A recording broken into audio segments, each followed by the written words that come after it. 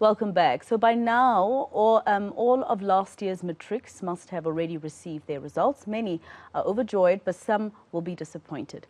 Next up for most of the matriculants is tertiary studies. Let's discuss the psychological impact of all of this. I'm joined via Zoom by Boitumelo Dialo. She's an educational psychologist at the University of Johannesburg. Thank you very much, Dialo, for your time here on eNCA. Just firstly, I was just telling the team right now that for me, usually I get excited for a very short period for the matric pupils who pass their, matric year. But then you start thinking of those who don't have the financial money, or muscle rather, and there's many of them in South Africa, unfortunately, to be able to take their studies further. Yeah, thank you. Thank you so much. Thank you for welcoming me.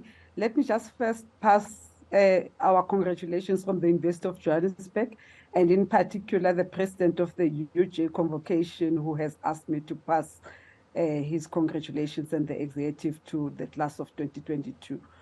It is true that, the excitement of the matric results is short-lived, and then the realities come back in terms of financial issues and many other issues, because this is a transitional period. So the reality that we need to face is, as a country, we don't put enough money in supporting children or learners who don't have the means.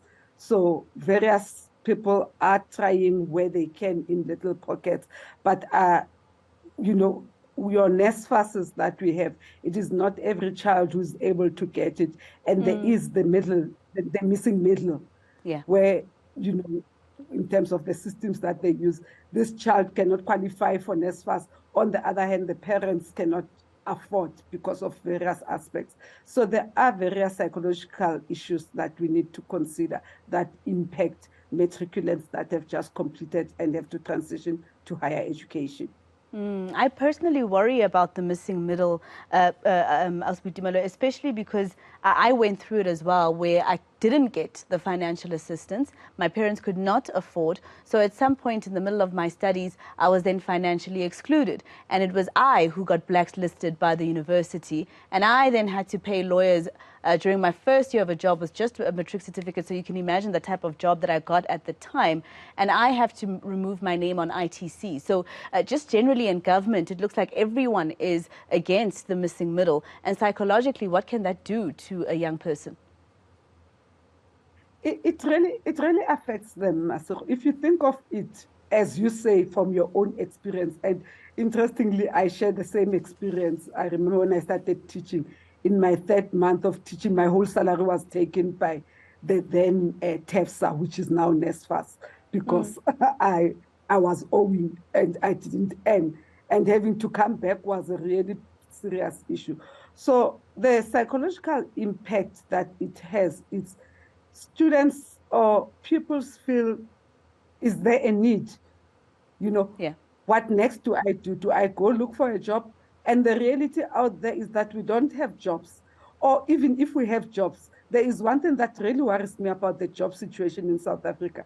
It's the issue of always having to put the issue of experience and not knowing where should these children get an experience. If you are from grade 12, and you advertise a job and you say minimum requirement grade 12, and then the next requirement is experience, where exactly are you asking this child to get the experience? So we really have to change the mindset of the industry. We really have to change the mindset of institutions. We really have to change the mindset of those who've got means to really pay it forward to contribute towards those who don't have means.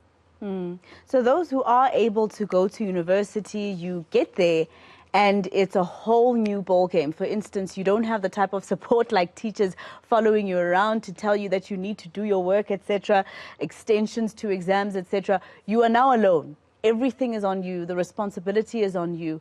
And I just want you to talk as an educational psychologist on that transition.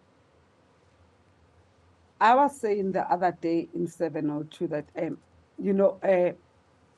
what we miss is the process that when you are in grade 12, everybody, the eyes are on you, your teachers are on you, your parents are on you, your relatives are on you, the school is on you, everybody is looking at you. And You cannot miss a class, you cannot do whatever. But what we miss is preparing them to say the transitioning to higher education is totally different. You're coming from a class of 30, 40, or even 50 students, even if it's a big class, let's say it's a 50 students, but you're going into a lecture hall of 700 students. That you have to move in this big building from one lecture hall to the other, on the other side of the building within 5 minutes to get into that class for you to get a space. And at that stage, the lecturer walks in, I have 110 minutes for my period. And as I continue with my period, in that 110, I've already covered 4 chapters of a 900 textbook. You are used to a 90-page textbook. So that transitioning in itself, it's how do we help socially, economically, psychologically, emotionally, and academically to support these students? How do we help them transition? What is the first day experience? Because when we look at the first day experience, we're not looking at orientation on one day and telling you about the university and that is. It is actually a long-term issue. We need to take the first 6 months or even the whole first year to orientate students into this transitioning into higher education, that you will be on your own. There won't be any parent. For some of these students, you can imagine if you come from Nkwankwa and for the first time you leave this small village of yours, you come to this big city, you are on your own. Nobody's asking you whether you've studied or you've not studied. Nobody cares whether you are in class or not in class. I come in class, I teach, I take a register, I go out. And before you know it, it's March, half of the textbook is done, you have to write your semester test, and you are still finding yourself. So we need to find some crossroads between this transitioning of the 5 aspects that I've counted and the kind of learners that we get, that we transition from being a pupil to being a student. What does it take from them? Am I looking too much into it when I talk about also, just the fact that, first of all, going through Matric is something that creates a lot of anxiety in every pupil, whether you are able or whether your parents have the financial muscle or not. It's anxiety all around, right, for those pupils. And then you get those who experience, for instance, like your middle class, who have to then adult. Suddenly at the age of 18 you have to be an adult, and you have to try and make decisions where you start working and you start paying for your own studies so that you get your degree. But that means that from the age of 18 you jumped to a 25, 30-year-old who's working, because suddenly you had to be paying for your own studies, working and studying at the same time just so you survive. So you can be proud of yourself, but psychologically, what does it do to a person who skipped stages because they had to take up the role of parenting themselves? Maseko, it is unfortunate that in the South African context, many of the children, or all these theories that we have studied in psychology about transitioning and career transitioning, are not real. The bottom line of a South African child, a majority of them, is that development doesn't happen as normal as we think it should happen. Some of them have actually started working even at school. Some of them are child-headed households who started trying to see how do I put food on the table before I even go to class at grade 10. So these transitionings are not easy. And it is important for us to see what support we put into the in place for such students when they come to higher education. And we know we've got very important stakeholders like the Gift of the Givers, who try to give food parcels for these children. And it will be interesting to look at how students queue for a lunch that is given by Gift of the Givers. When you expect that at university, it goes posh, I go to McDonald's and buy. But the reality of poverty out there for our students, it's high. Real. And we need to realize it. And as universities, I have to say, at least I can speak about my university, I have to say we are doing our best to try to close those gaps, to see how we take care of the students, not only academically, because the student is not an academic being, he's a social being, he's an emotional being, he's a psychological being, and how do we help them to balance all these aspects of their lives for them to be successful in their first year of study? Yeah, and lastly, and just very quickly, Ms. Dialo, there's also, the fact that some parents don't have a choice. For instance, they're trying to put food on the table, so psychologically it affects them as well, that they weren't able to be there to support their children. For instance, parents who have to leave their children in rural areas and come to a city like Johannesburg to work so that they can send money back home, etc., for their children to go through school.